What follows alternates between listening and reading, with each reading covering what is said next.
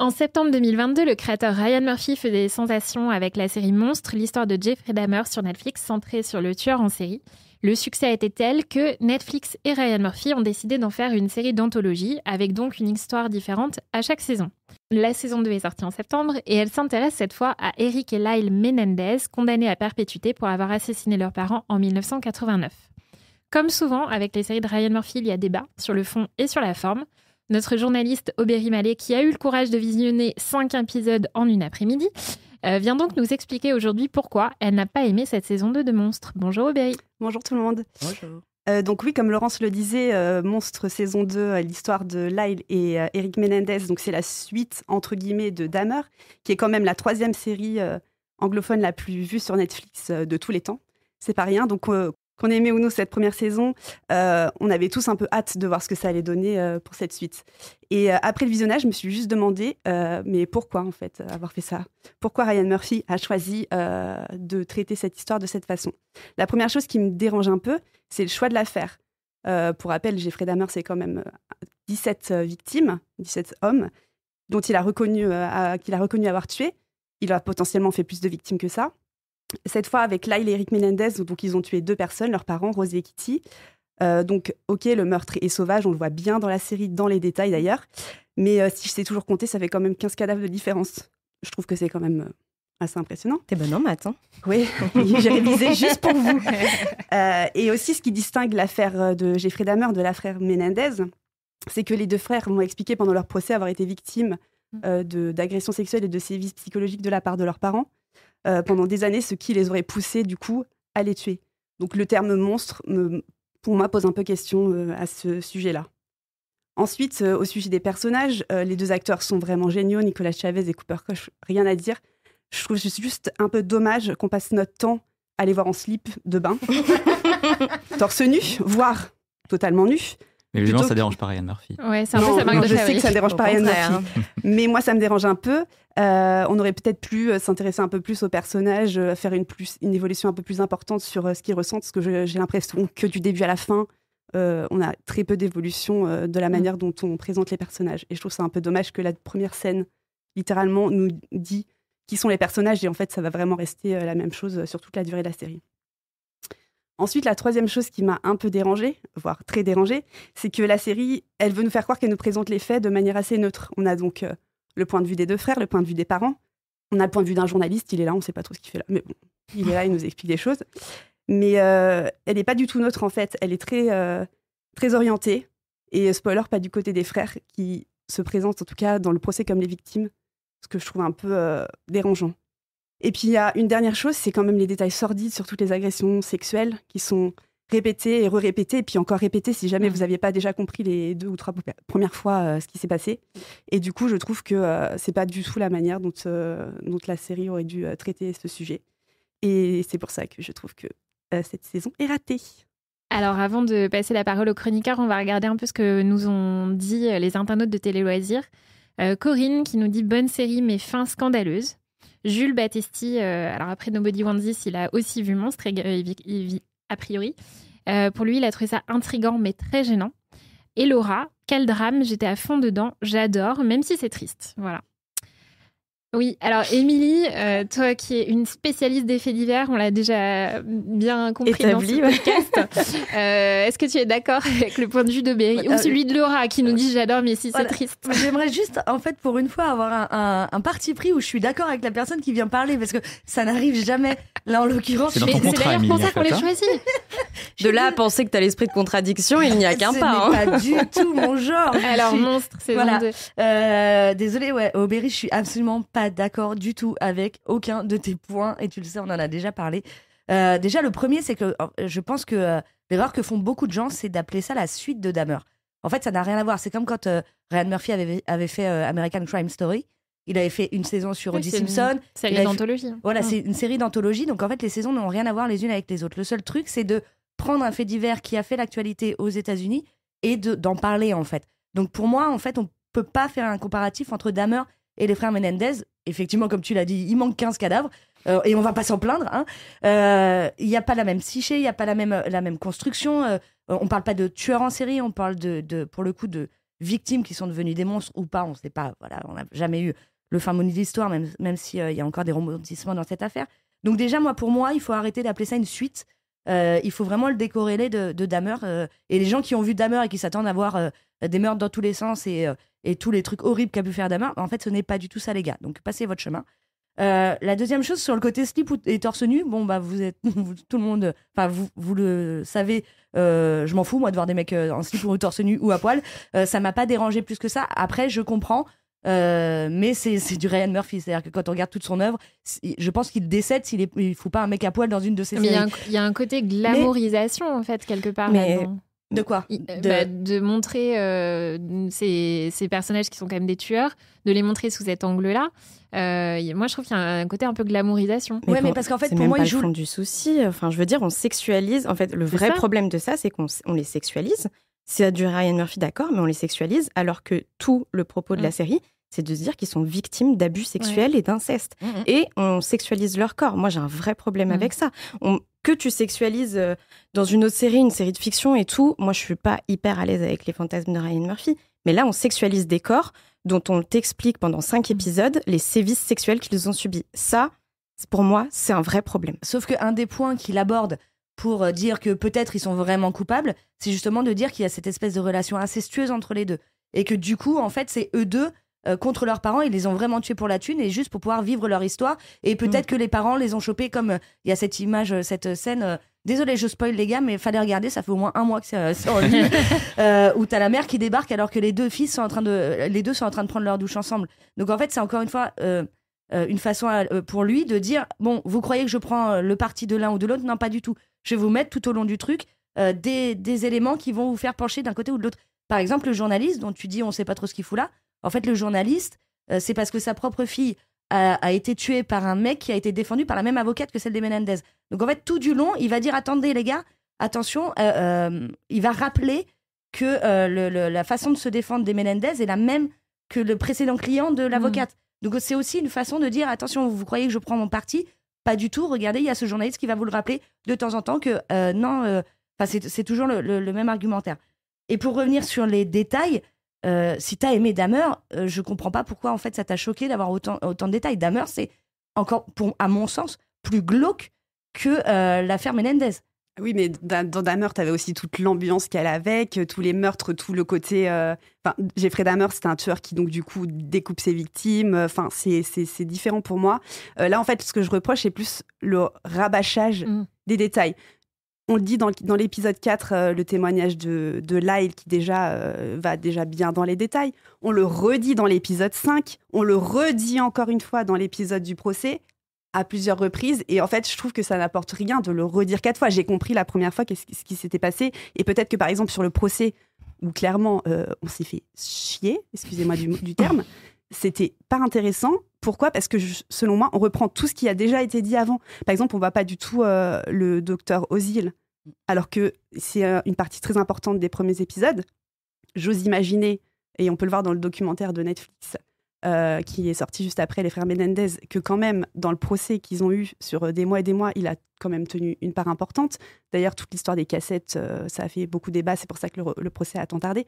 Et du coup, pourquoi s'intéresser encore une fois, même si évidemment, comme on a pu voir dans le docu, les scènes qui ont été quasiment recréées, c'est assez impressionnant, mais du coup, s'intéresser encore une fois à des choses qui ont déjà été dites 3 fois dans la série, je trouve pas ça très nécessaire. Parce que pour moi, au moment où ils en parlent au procès, c'est pas le fond, c'est la forme sur lequel il faut s'attarder. C'est-à-dire qu'en fait, le fond, on l'a déjà eu, effectivement, comme tu as dit, et notamment dans cet extraordinaire épisode 5 en plan séquence. Et en fait, dans l'épisode 6, c'est la forme. C'est comment les deux le racontent au procès. Un qui est un peu mécanique, l'autre qui est paumé avec son micro. Et en fait, du coup, t'es pas censé, à mon sens, à ce moment-là, écouter ce qu'ils disent, mais regarder ce qu'ils disent. Et comment ils le disent, et comment ils ont un peu orchestré leur témoignage. Tu vois ce que je veux dire ? Donc pourquoi on a à nouveau ce discours-là ? C'est parce qu'en fait, t'as pas besoin de l'écouter, en fait. Faut voir ce qui se passe dans la salle, faut voir comment eux, ils le jouent, comment les réactions qu'il y a, du jury et tout ça. C'est un truc que tu regardes et pas que tu écoutes. Et je vois que Marc, il fait oui, c'est ce que j'allais dire. Marc, ça t'a inspiré quoi, justement, cette saison 2 de Monstres ? Alors, moi, j'avais beaucoup aimé Dahmer et j'aime bien Monstres. Je vais d'abord donner on va dire un peu Réticence sur la série. Effectivement, il y a quand même pas mal de répétitions. Les ruptures de ton sont pas toujours parfaitement maîtrisées, je trouve. Mais en fait, c'est quand même assez fascinant quand tu prends un peu de recul effectivement, sur ce que disait Émilie, sur la forme de la série, en fait. Alors déjà, moi, l'idée de poser le crime dès le premier épisode et ensuite de revenir dessus, en fait, quasiment chaque épisode, je trouve ça passionnant. C'est qu'en fait, c'est comme si on recrée à chaque fois le crime et on essaie de retrouver l'angle mort qu'on n'a pas vu. Voilà, ça, c'est vachement passionnant. Et en fait, c'est une série sur des gens, et notamment plus peut-être encore Lyle que Eric. C'est quelqu'un qui plaque ses propres fantasmes de cinéma et ses propres fantasmes hollywoodiens sur ce qu'il vient de faire. Et en fait, il dit, par exemple, dans une scène, il cite un film de Sean Penn en disant « Il faut que tu vois ce film, il faut que tu me construises une histoire comme ça ». C'est quelqu'un qui est lui-même dans le fantasme et dans l'histoire, en fait.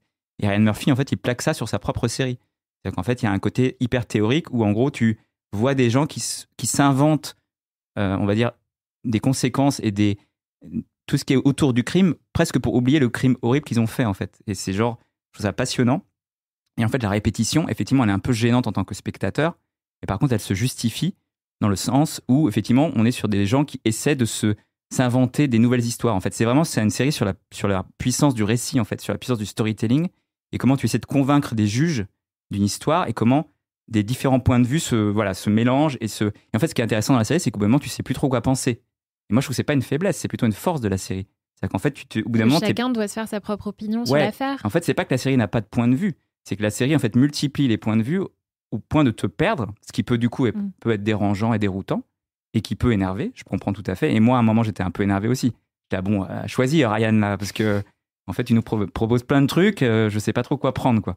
Et moi-même, je suis un peu paumé, je sais pas trop quoi penser en fait. Tu vois, des frères Menendez, des avocats, je suis un peu à chaque fois genre, finalement lui il est nul, mais pourquoi il fait ça ? Ah mais non, en fait, il a raison.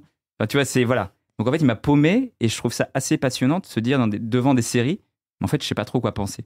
J'aurais une petite réticence sur la scène finale, que je vais peut-être pas pour le coup spoiler, mais que je trouvais un peu trop littérale. C'est-à-dire qu'en gros, on te retourne à nouveau un peu l'histoire pour un dernier petit twist, pour te mettre encore un peu une petite graine dans le cerveau en mode « Ah ouais, mais en fait, finalement, c'est peut-être ça ». Et du coup, là, je me dis « Non, mais là, stop. On a déjà eu ça toute la série. C'est pas la peine d'avoir encore cette scène en plus. » Ceci dit, c'est malin de la part de Netflix parce que quelques jours après sortait un documentaire génial d'ailleurs sur les frères Menendez. Donc du coup, quand tu finis la série, tu dis mais je sais plus quoi penser. Faut que je regarde des docs. Donc du coup, t'as le doc qui arrive, c'est génial. Et sur la forme, tu as évoqué tout à l'heure l'épisode 5. L'épisode 5, c'est un épisode qui a bluffé les spectateurs.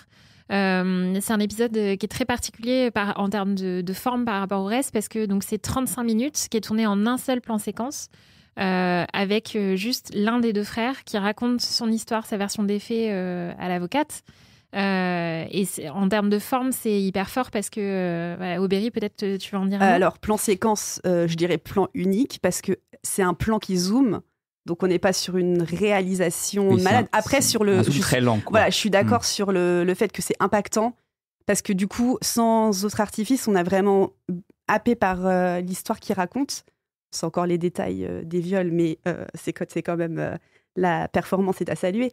Après, je trouve que ça va vraiment en exergue le talent de Cooper Koch, qui est donc l'acteur qui est devant la caméra à ce moment-là. Parce que c'est vraiment lui c'est vraiment sa prestation. Il a dit qu'il avait tourné 7 ou 8 fois la scène en question pour trouver la bonne prise. Et je trouve que c'est vraiment ça qui est intéressant dans cet épisode-là, c'est l'impact que ça donne. Et du coup, c'est vraiment les mots qu'on écoute. Et même si c'est encore des détails qu'on a à peu près déjà entendus, je trouvais que vraiment c'était un super épisode. Pour ça, il n'y a rien à dire. C'est assez radical quand même de placer ça en milieu d'une saison pour une saison 2 d'une série Netflix qui fait la suite. Totale, une série qui a cartonné. Il faut quand même, on peut dire ce qu'on veut, mais là pour le coup, moi je trouve que je respecte là-dessus l'idée, quoi. Après, effectivement, on peut trouver ça super chiant. T'as 35 minutes du plan là, mais en fait, en vrai, c'est une vraie proposition, quoi. C'est ce que je me suis dit au départ, tu vois, quand je l'ai commencé, j'ai dit purée, 35 minutes de gros plans et tout, qu'est-ce qui va se passer ? Et au final, je trouve que ça passe super bien parce que justement, parce que l'acteur est très bon. Voilà, l'acteur est très bon. Ouais. Mais c'est vrai que quand je l'ai commencé, je me suis dit, ça va être 35 minutes où il va faire que parler comme ça, avec la caméra qui zoome très très lentement. Mais au final, ça passe. Après, là où bien. je vous rejoins, c'est sur la sexualisation effectivement des frères et notamment effectivement cette dimension de l'inceste qui là pour le coup est vraiment là c'est trop. C'est-à-dire qu'en gros là c'est vraiment une espèce de fiction de Ryan Murphy et de Ian Brennan pour rajouter encore une couche. Et je trouve qu'il y a déjà beaucoup de couches dans la série. La série n'est pas spécialement subtile. Hein. Il y a quand même beaucoup de couches les unes sur les autres. Et on te rajoute du drame et de l'horreur et de la répétition des récits qui sont horribles et tout ça. Donc en fait, voilà, il a tendance toujours à en mettre un peu trop, mais on le connaît en fait. C'est un peu... Enfin, voilà. Mais c'est vrai qu'il a fait de façon plus maligne, je trouve, avant, avec Versace notamment, qui se rapproche un peu, je trouve, dans l'ambiance de Monstre. Voilà. Mais ça reste quand même une série passionnante. Et franchement, il n'y a pas beaucoup de séries comme ça sur les plateformes ou à la télé. Donc voilà. Et comme souvent, quand on s'attaque à une histoire vraie, dont les protagonistes sont aussi encore en vie, etc., ça a beaucoup fait réagir. Ça a fait réagir les principaux intéressés. Ça a fait réagir leurs familles aussi, qui ont accusé la série d'être mensongère par certains côtés, notamment sur le côté de l'inceste. Ça dépasse aussi le cadre même de la simple série, parce qu'il y a effectivement eu beaucoup de réactions, mais il y a aussi des nouveaux développements dans l'affaire judiciaire, pour le coup. Puisque les frères Menendez auront bientôt une nouvelle audience pour statuer sur une éventuelle libération conditionnelle après 35 ans passés en prison. Juliette, tu veux peut-être en dire un mot ? Bah ouais, en fait, pour moi, ça, c'est assez représentatif de tout ce que la série traite pas. C'est-à-dire que moi, la série, je l'ai assez dit à la rédac, j'ai pas du tout aimé. Je peux pas dire que je suis en désaccord avec tout ce qu'ont dit Marc et Émilie. Je trouve qu'elle est très bien produite, elle est très bien réalisée. Moi, il y a plusieurs épisodes que j'ai adorés, dont l'épisode 5, mais aussi sur l'histoire de point de vue contre point de vue, sur celui des parents. Mais en fait, je trouve que à paraphraser les abus des frères pendant 3 épisodes, on en loupe. En fait, on met l'objectif sur de l'individuel et on loupe le propos plus large qui est vraiment intéressant dans l'affaire des Menendez, c'est le contexte américain. C'est-à-dire que, Émilie, tu l'as dit, le principe de Monstre, c'est de prendre des affaires qui ont marqué les États-Unis, qui ont fait parler la société, et de les mettre en série. Et moi, c'est de la fiction, donc je suis prête à entendre que Ryan Murphy, il ait son point de vue et son parti pris sur la série. Le problème, c'est qu'à paraphraser tout ça pendant 3 épisodes, on ne laisse aucune place à qu'est-ce que l'affaire a représenté aux États-Unis sur le plan médiatique et sociétal.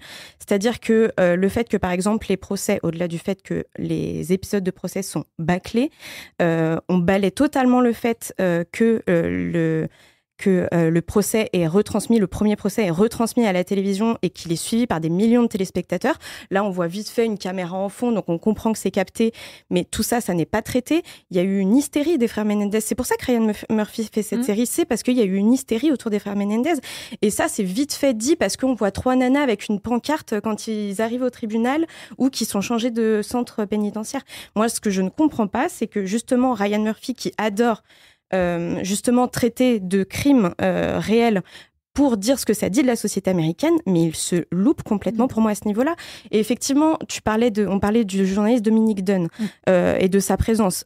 Pour moi, sa présence, moi, je vois pas trop l'intérêt de parler de l'histoire de sa fille, qui est par ailleurs passionnante et qui dit aussi quelque chose des États-Unis, mais qui dit autre chose.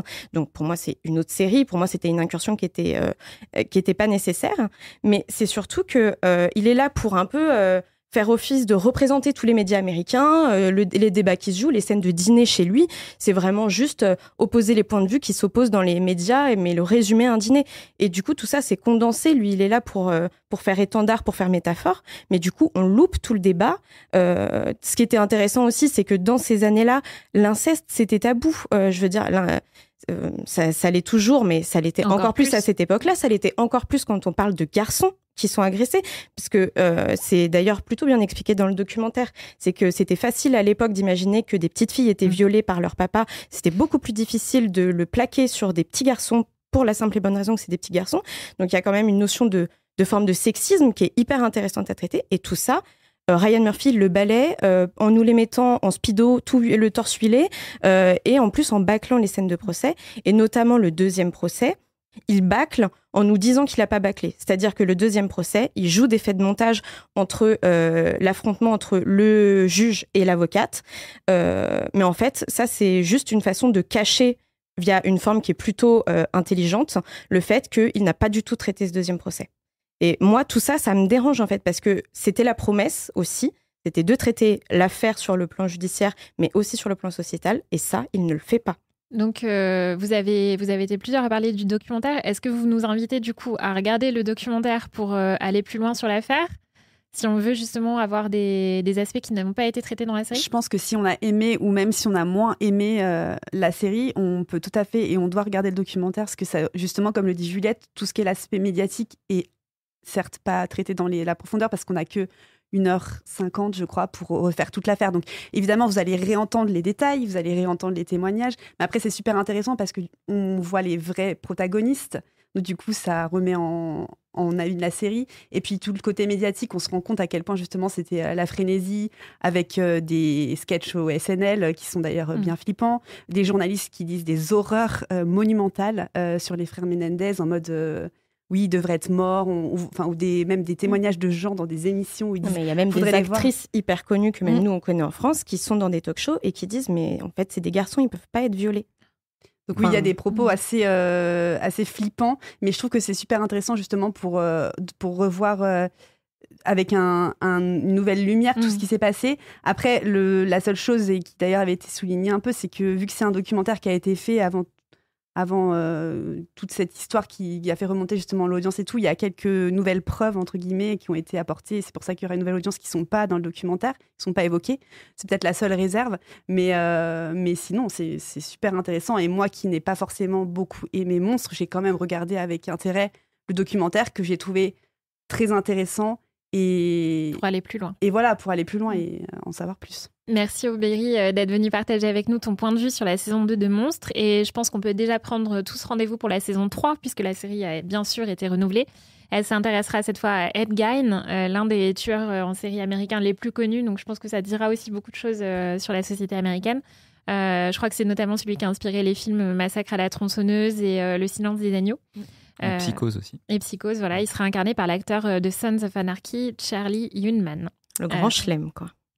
Bon, allez, après ces sujets qui font quand même un peu froid dans le dos, l'heure est venue de se détendre un peu ? Oui !